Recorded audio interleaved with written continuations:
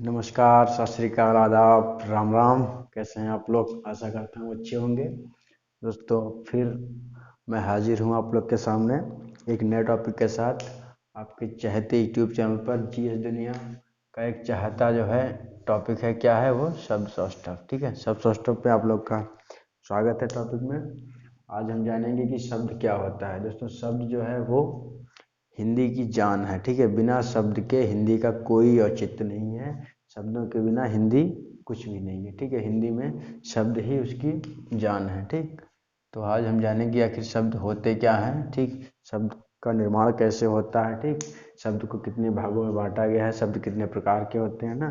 इस तरीके से हम आज शब्द के बारे में पूर्ण रूप से विस्तृत रूप से जानकारी प्राप्त करेंगे। ठीक, तो चलते हैं हम कहाँ, अपने टॉपिक के पास। क्या? शब्द। ठीक, सबसे पहले जान लेते हैं कि शब्द क्या होता है। दोस्तों, शब्द अक्षर अथवा अक्षरों से निर्मित सार्थक स्वतंत्र ध्वनि अथवा ध्वनि समूह को शब्द कहते हैं। ठीक है, कहने का मतलब यह है कि शब्द जो है वो अक्षरों से मिलकर के बना होता है। जैसे कि ये हमारा क्या हो गया? अक्षर। ठीक, ये भी अपने आप में स्वतंत्र है। ठीक, अब जब अक्षर एक साथ मिल जाते हैं तो शब्द का निर्माण करते हैं। जैसे कि र, ठीक, प्लस अ प्लस म। ठीक, ये बन करके क्या बनाएंगे? हमारा राम, है ना। ठीक, राम है।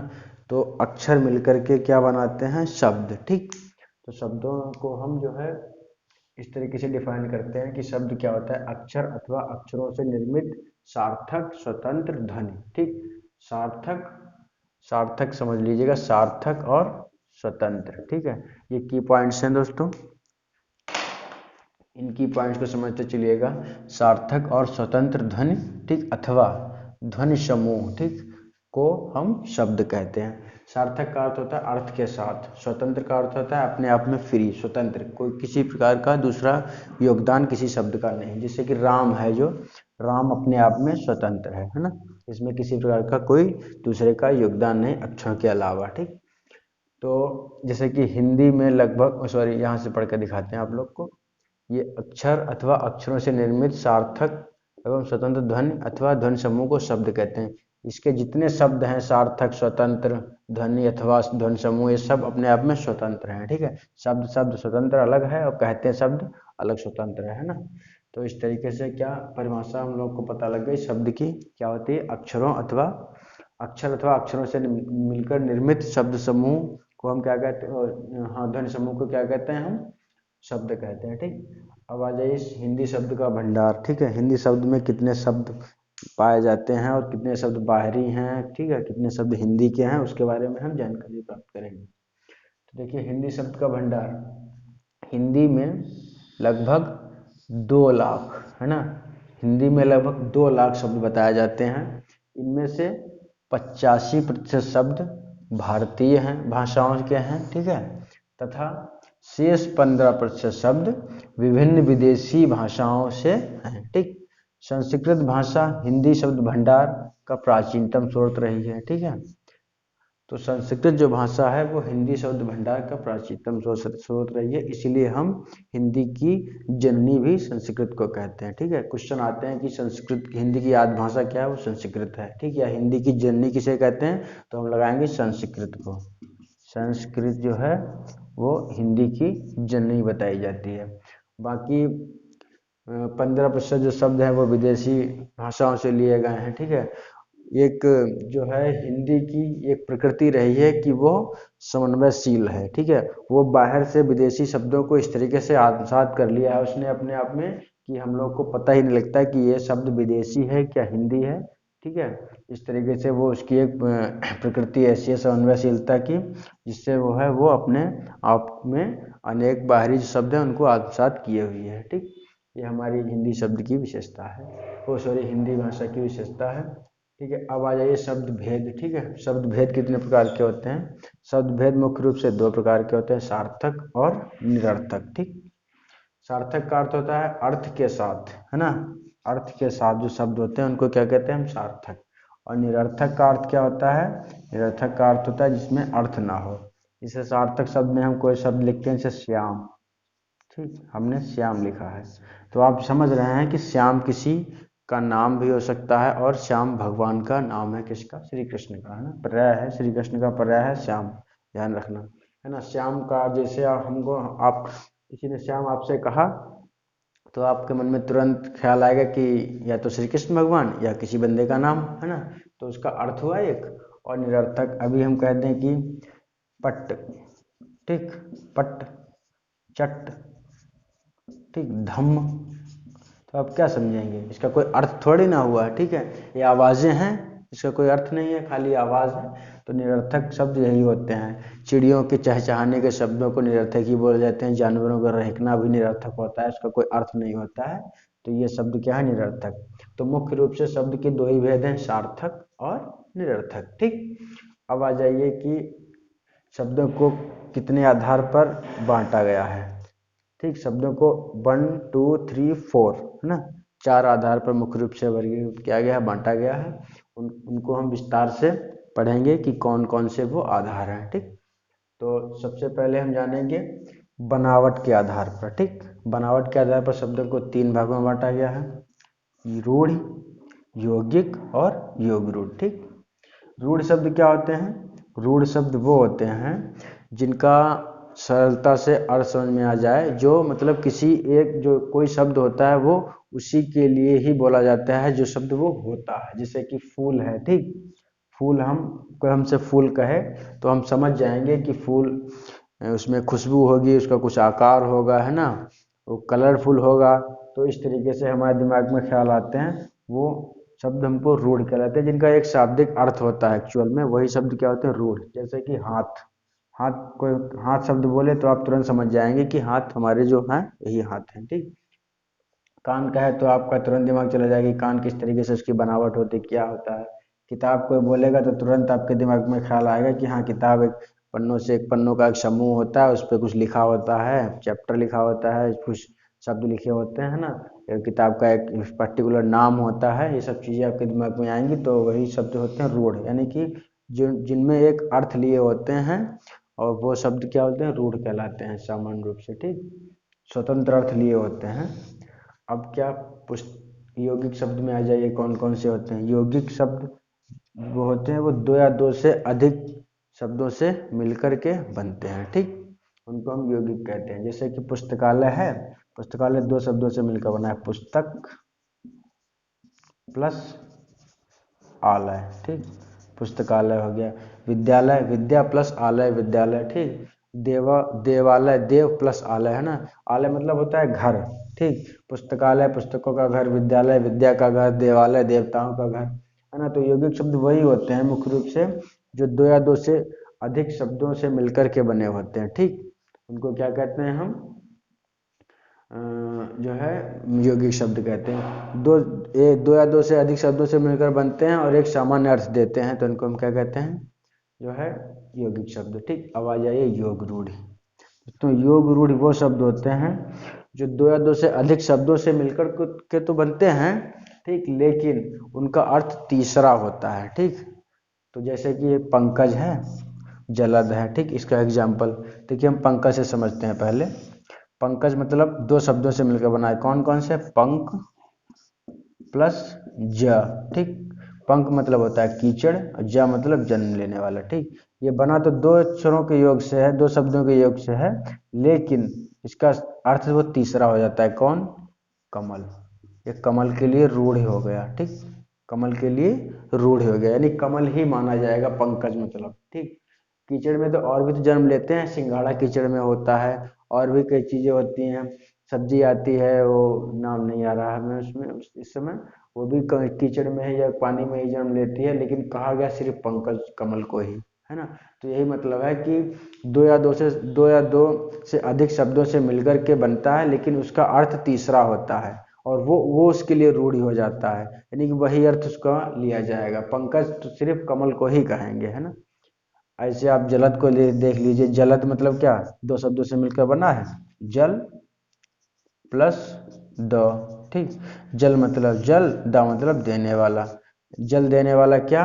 जलद। जल देने वाला जलद मतलब आकाश, या सॉरी बादल, ठीक, बादल या आकाश, बादल, ठीक। जलद शब्द का अर्थ बादल लिया गया यहाँ पर, लेकिन इस दो शब्दों से किन किन शब्दों से मिलकर बना है? जल प्लस द, ठीक। जल मतलब जल, द मतलब देने वाला। तो जल देने वाला कोई भी तो हो सकता है। मैं आपको एक लोटा पानी दे दूं तो क्या मैं जलद हो जाऊंगा? नहीं होऊंगा, क्योंकि जलद सिर्फ बादल के लिए ही रूढ़ हो गया है, इसीलिए इसको कहते हैं योग रूढ़। योग तो हुआ है दो शब्दों का, लेकिन किसी तीसरे शब्द के लिए रूढ़ हो गया है वो, तो क्या कहते हैं उसको हम? योग रूढ़, ठीक। जैसे जलद में हम जल देने वाला कोई बंदा हो सकता है, आपका भाई, भतीजा, छोटा भाई, घर परिवार में कोई बहन आपको पानी दिला कर दे दे तो वो जलद नहीं हो जाएगी, वो वही रहेगी। लेकिन इसमें क्या है? योग रूढ़ में बादल को लेते हैं, ठीक। तो यही शब्द होते हैं योग रूढ़, ठीक। दो या दो से अधिक शब्दों से मिलकर बनता है, लेकिन अर्थ उसका तीसरा होता है, और वो तीसरा अर्थ यूनिक होता है, अद्वितीय होता है, रूढ़ होता है, वही उसके लिए बोला जाएगा, ठीक। तो हो गया हमारा योग रूढ़। समझ में आ गया? रूढ़, यौगिक और योग रूढ़, ये किसके आधार पर है? बनावट के आधार पर। अब आ जाइए दूसरा आधार क्या है हमारा? उत्पत्ति के आधार पर, ठीक। उत्पत्ति के आधार पर हम शब्द को तत्सम, तद्भव, देशज, विदेशज चार भागों में बांटते हैं, ठीक। तो तत्सम में क्या है दोस्तों? तत्सम शब्द वो शब्द होते हैं जो संस्कृत भाषा से सीधे के सीधे हिंदी में प्रयोग किए जाते हैं, ठीक। उनका प्रयोग संस्कृत भाषा से उठा करके हिंदी में ऐसे ही प्रयोग होता है, तो उसको क्या कहते हैं हम? तत्सम शब्द। जैसे कि पुष्प हो गया, हस्त हो गया, मुख हो गया, है ना, ये हमारे तत्सम शब्द हैं। ये बदलाव इनमें नहीं हुआ, परिवर्तन नहीं हुआ, सीधे संस्कृत से उठा के हिंदी में ऐसे ही प्रयोग किए गए, इनको हम क्या कहते हैं? तत्सम शब्द, ठीक। अब आ जाइए तद्भव शब्द। तद्भव शब्द दोस्तों वो शब्द होते हैं जो होते तो संस्कृत के ही हैं, लेकिन धीरे धीरे धीरे धीरे बोलचाल में परिवर्तन होने के कारण उनका अपभ्रंश हो जाता है, और अपभ्रंश होने के कारण वो उसमें थोड़ा बदलाव आ जाता है, ठीक है, वो होते हैं तद्भव, ठीक। क्या परिभाषा है? फिर से सुन लीजिए। तद्भव शब्द वे शब्द हैं जिनको संस्कृत से लिया गया है, लेकिन अपभ्रंश होने के कारण उनमें कुछ बदलाव आ चुका है, वही होते हैं क्या? तद्भव शब्द, ठीक। तद्भव शब्द, तो जैसे कि फूल हो गया, हाथ हो गया, मुंह हो गया। देखो, पुष्प का बदलाव हुआ धीरे धीरे तो फूल हो गया, हस्त का बदलाव हुआ धीरे धीरे तो हाथ हो गया, मुख का बदलाव हुआ तो धीरे धीरे क्या हो गया? मुख, है ना। ये क्या होते हैं? तद्भव शब्द। अब आ जाइए देशज शब्द पर। देशज शब्द दोस्तों वो शब्द होते हैं जिनका कोई ओरिजिन नहीं होता है, ठीक, उत्पत्ति स्थान नहीं होता, ये कहाँ से लिए गए हैं इनका कोई अता पता नहीं है। लेकिन देशज शब्द से ऐसा लगता है कि ये जिस देश में जन्मे हैं उसी को देशज कहते हैं। दोस्तों ऐसा नहीं, देशज मतलब देसी टाइप से, जिनका कोई उत्पत्ति स्थान नहीं है। इसमें कौन कौन शब्द आते हैं? जैसे लोटा, कटोरी, डिब्बा, है ना, तेंदुआ, खिड़की, है ना, इस तरीके से शब्द जो है वो देशज कहा जाते हैं, ठीक। देशज की यही परिभाषा होती है जिनका कोई उत्पत्ति स्थान पता ना हो, है ना। अब आ जाइए विदेशज। दोस्तों विदेशज शब्द क्या होते हैं? विदेशज शब्द से ये पता लगता है विदेश जा जन्म लेने वाले, विदेश में जन्म लेने वाले क्या कहते हैं? विदेशज। इसमें हमारे पुर्तगाली, फारसी, अरबी, हिंदी, है ना, अनेक भाषाओं के शब्द आ जाते हैं।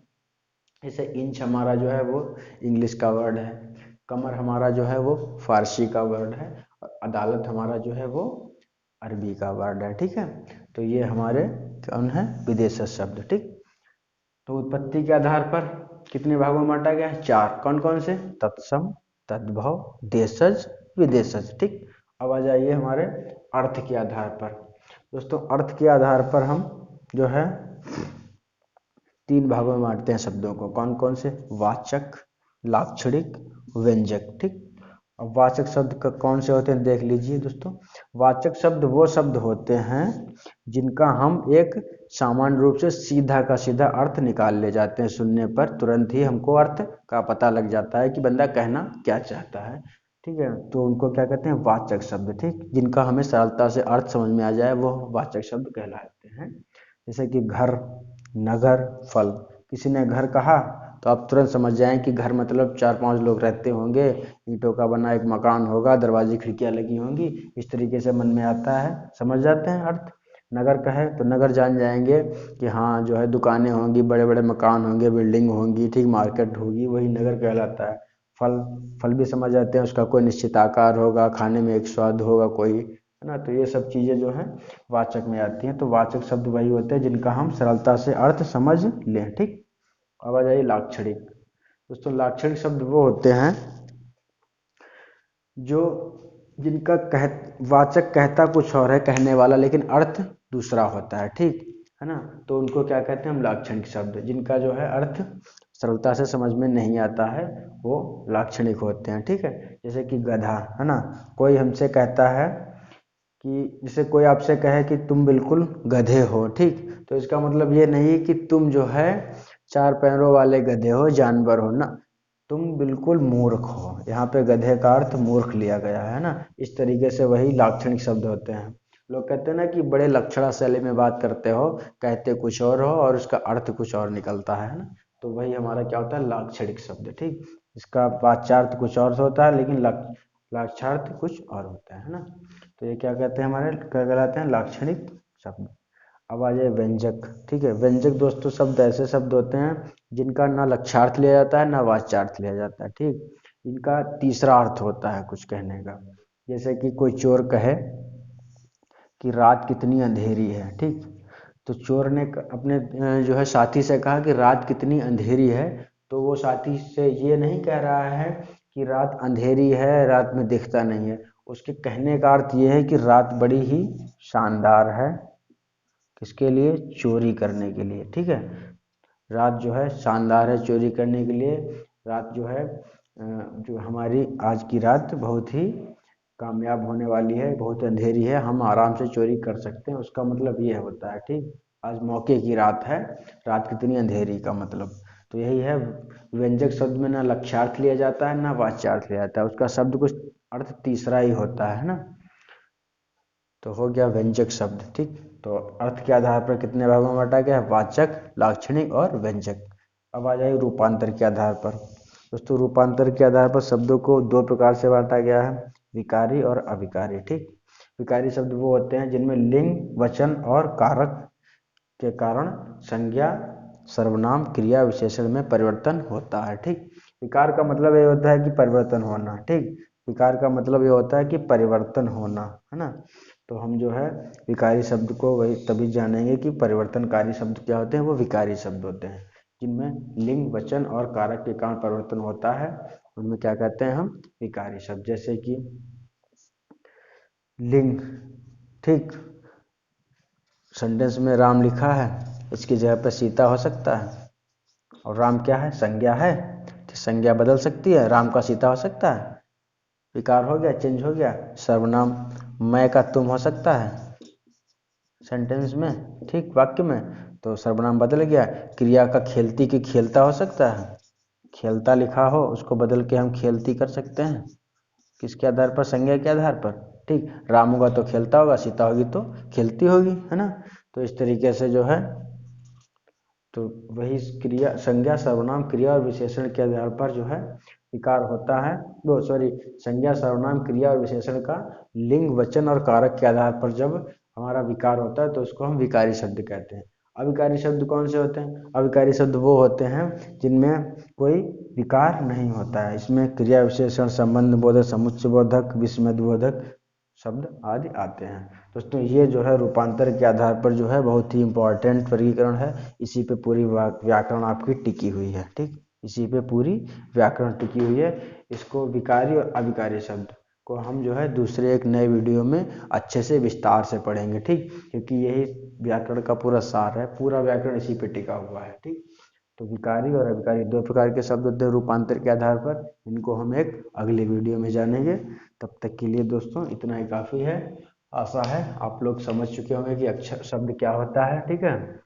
और शब्द के कितने भेद होते हैं, मुख्य रूप से सार्थक और निरर्थक दो ही भेद होते हैं, नहीं। और सार्थक भेदों को हम इतने रूपों में बांटते हैं, कितने, बनावट के आधार पर, उत्पत्ति के आधार पर, अर्थ के आधार पर, रूपांतर के आधार पर।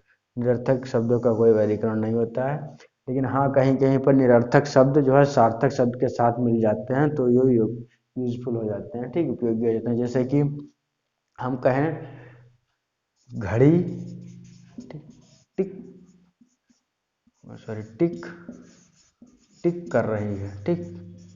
तो घड़ी टिक टिक कर रही है मतलब क्या, टिक टिक निरर्थक शब्द है लेकिन घड़ी के साथ जुड़ करके थोड़ा अर्थ आ गया इसका।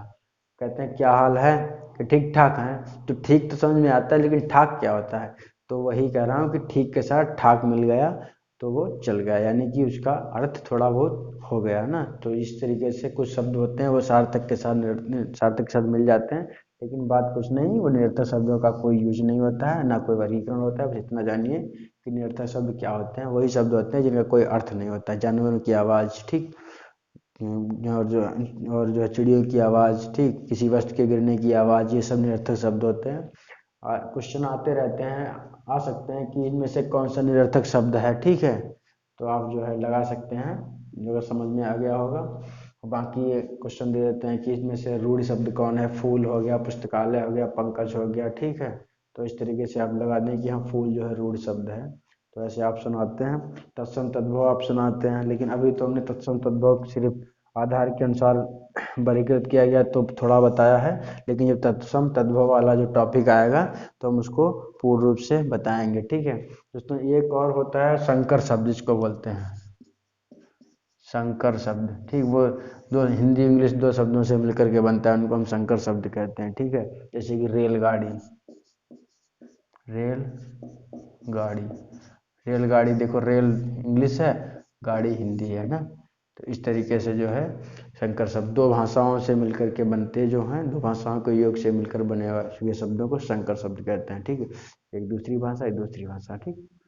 तो आशा है आप लोग को वीडियो समझ में आया होगा, और अगला वीडियो हम लोग रूपांतर के आधार पर शब्दों को के कितने भागों में बांटा गया है और विकारी अविकारी को हम पूर्ण रूप से चर्चा करेंगे, क्योंकि ये जो है बहुत ही इम्पोर्टेंट टॉपिक है, इसी पे हमारी पूरी व्याकरण टिकी हुई है।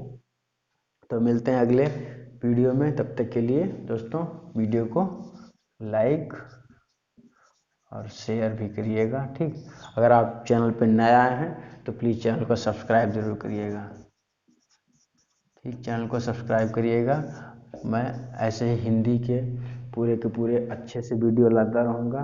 हिंदी का पूरा पूरा आप लोग को सिलेबस कंप्लीट कराया जाएगा, और जीएस भी पूरी कंप्लीट कराई जाएगी। आप जीएस, चैनल का नाम ही जीएस दुनिया है, चैनल का नाम ही जब जीएस दुनिया है तो आप जीएस की टेंशन ना लीजिएगा। अभी हिंदी की क्लासेस चल रही हैं, लेकिन जीएस की जल्दी क्लासेस आप लोग को इस पर अवेलेबल करा दी जाएंगी। तो तब तक के लिए आप जो है चैनल को सब्सक्राइब करके रखिए। अगर आपको जीएस पढ़नी है, हिंदी नहीं पढ़नी, तो जीएस भी आएगी, इस चैनल पर पढ़ाई जाएगी। और जीएस आप लोग को कंप्लीट पढ़ाई जाएगी। हिस्ट्री, ज्योग्राफी, पॉलिटी, सिविक्स, सारी की सारी साइंस वाइंस सब पढ़ाया जाएगा। तो ठीक है दोस्तों, मिलते हैं अगले वीडियो में हिंदी के।